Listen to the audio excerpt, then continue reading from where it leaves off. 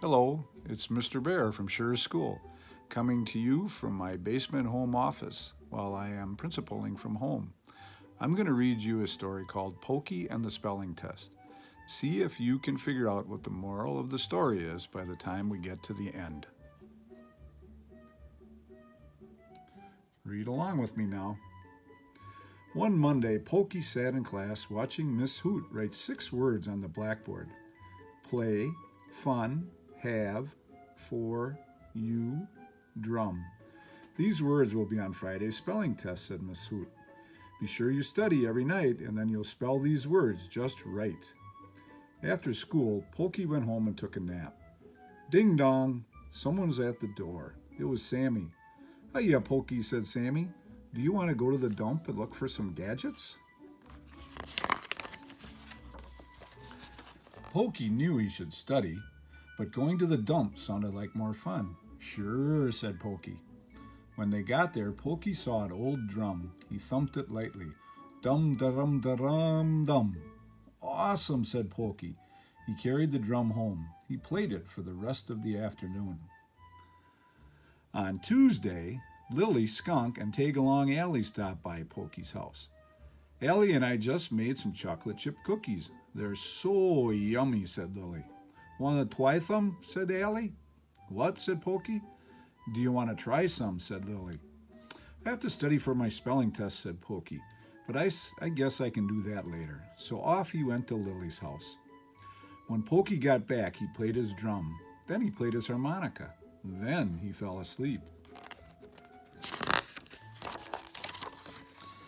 On Wednesday, Pokey went on a butterfly hunt with Goob. And on Thursday afternoon, he took a bicycle ride with Jumper. When he got home, he remembered that the spelling test was the next day, and he hadn't studied even one word. He took out his spelling cards. He taped them to the wall. Play, fun, have, for, you, drum. Pokey tried to write them down, but the letters swam in front of him like fish. There were too many words to learn in just one night. The more Pokey tried to memorize them, the more confused he got. He finally gave up and went to sleep. The next day, Pokey failed the test. He spelled every word wrong except for drum. What happened? Asked Miss Hoot. Didn't you study? I know you could have done better. I kept finding other things to do, said Pokey. Sophie was standing nearby. You shouldn't procrastinate, she said. Huh? Said Pokey. I mean, you should have put first things first, said Sophie. Do your homework first, then have fun later. Miss Hoot agreed. She told Pokey he could take the test again next Friday. And this time, don't wing it, she said. Pokey went home. He looked at his new drum. Dum dum dum dum dum, he heard in his forehead. He looked at his spelling words. Play, fun, have, for, you, drum.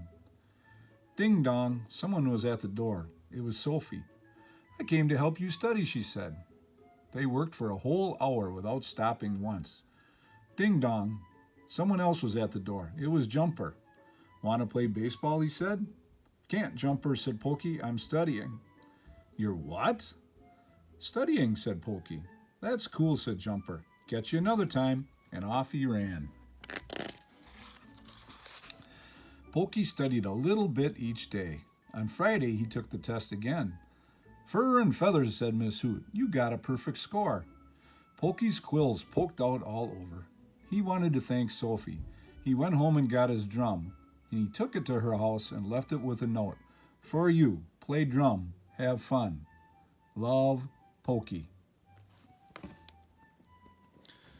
Now, did you notice that the note that he wrote for Sophie had all his spelling words on it?